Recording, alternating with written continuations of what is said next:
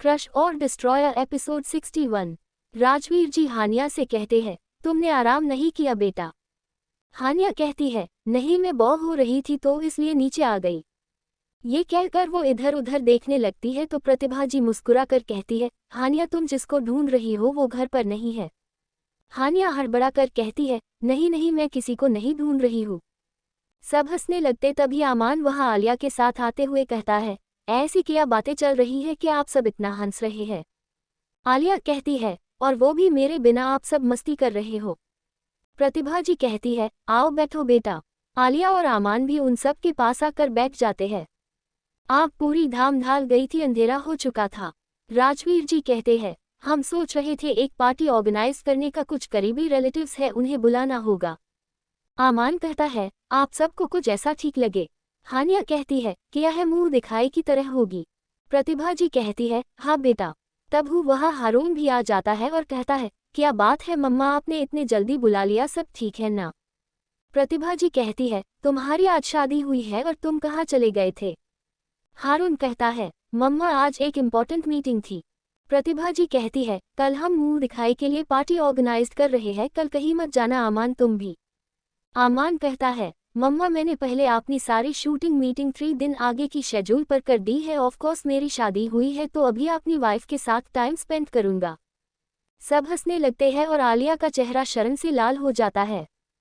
प्रतिभा जी कहती है, मेरा आमान सबसे सही है, बिल्कुल मेरे ऊपर गया है। तो राजवीर जी कहते हैं, क्या कहा आपने, वो शायद मेरे ऊपर गया है, आप भूल चुकी है। प्रतिभा जी कहती है, हाँ हो सकता है, आप भी ना बच्चों वाली बातें करते हैं। ये कहकर वो अपनी नजरें इधर उधर करने लगते हैं, सब अपने मुंह दबा कर हंसने लगते हैं। राजवीर जी सबको देखते हैं और अपने मन में कहते हैं कि इतना अच्छा लग रहा है, सब एक साथ बैठे हैं कि इतना रौनक लगी है, बस साइम और हुमा की कमी है। तभी हारून पूछता है, साइम नहीं आया क्या। सब शांत हो जाते हैं। प्रतिभा जी कहती है, निशा रात हो गई है, अंदर चलते हैं, डिनर करते हुए तुम्हें भी भूख लगी होगी। निशा कुछ नहीं कहती है तो हानिया कहती है, क्यों ना गार्डन में आज डिनर करे।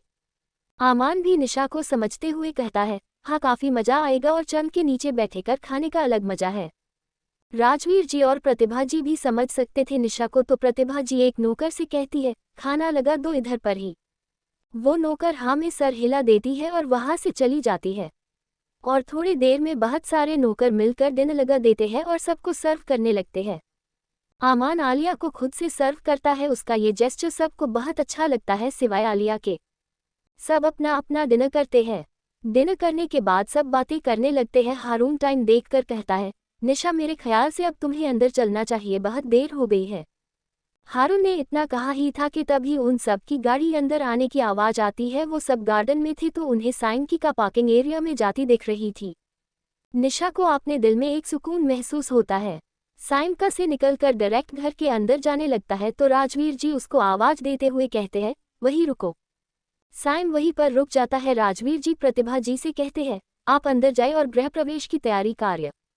प्रतिभा जी हाँ में सर हिला देती है तो हानिया भी उनके साथ अंदर चलो जाती है। राजवीर जी निशा को भी साइम के आस जाने का इशारा करते हैं। निशा अपनी जगह से उठकर साइम की तरफ बढ़ने लगती है। राजवीर जी, आमान और हारून भी उसके साथ ही उसके पीछे आ रहे थे। निशा साइम के बगल में खड़ी हो जाती है और राजवीर जी साइम से कहते हैं, ये क्या है साइम, तुम कहाँ थे। साइम बिना भाव से कहता है, काम था। राजवीर जी कहते हैं, काम फैमिली से ज्यादा जरूरी नहीं होनी चाहिए और आप तुम्हारी सबसे बड़ी फैमिली सिर्फ निशा है, समझे। साइम कुछ नहीं कहता है। तभी प्रतिभा जी आती है और निशा और साइम की आरती करने लगती है। साइम कुछ कहने वाला था कि प्रतिभा जी उसको इशारे से ही चुप रहने को कहती है। निशा का गृह प्रवेश होता है और वो अंदर आती है साइम के साथ। निशा के चेहरे पर एक मुस्कान थी, वो देखकर सब लोग खुश थे। सब आकर सोफे पर बैठ जाते हैं। साइम भी बैठ जाता है। निशा उसके बगल में ही बैठी थी। प्रतिभा जी कहती है, साइम कल तीनों बहू की मुंह दिखाई है तो तुम कल कहीं मत जाना, पार्टी ऑर्गेनाइज कर रहे हैं हम, कुछ रिलेटिव्स को बुलाना होगा। साइम कहता है, निशा की कोई मुंह दिखाई नहीं होगी। सब साइम के बात से हैरान थे।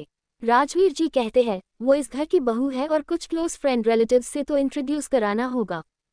साइम कहता है, वो सब आप अपनी बाकी 2 बहू के साथ कार्य पर, निशा लोगों के सामने मेरी वाइफ बनकर अभी इंट्रोड्यूस नहीं होगी।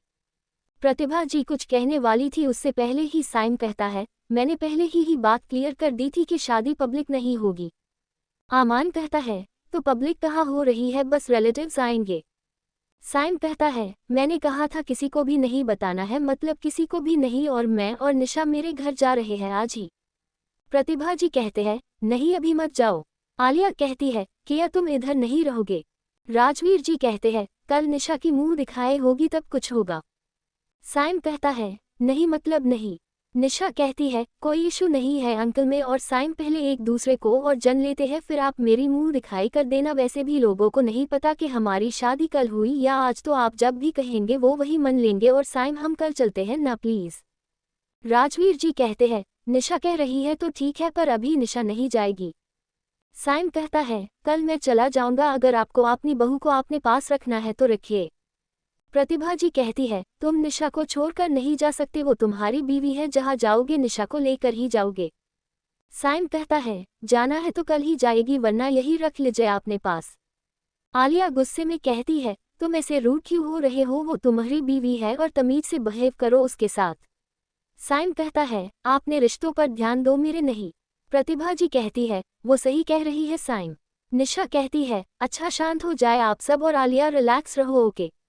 साइम के फोन पर कॉल आने लगता है तो वो वहां से उठकर दूसरी तरफ जाकर बात करने लगता है। क्या होगा आगे जानने के लिए पढ़ते रहे क्रश और डिस्ट्रॉयर।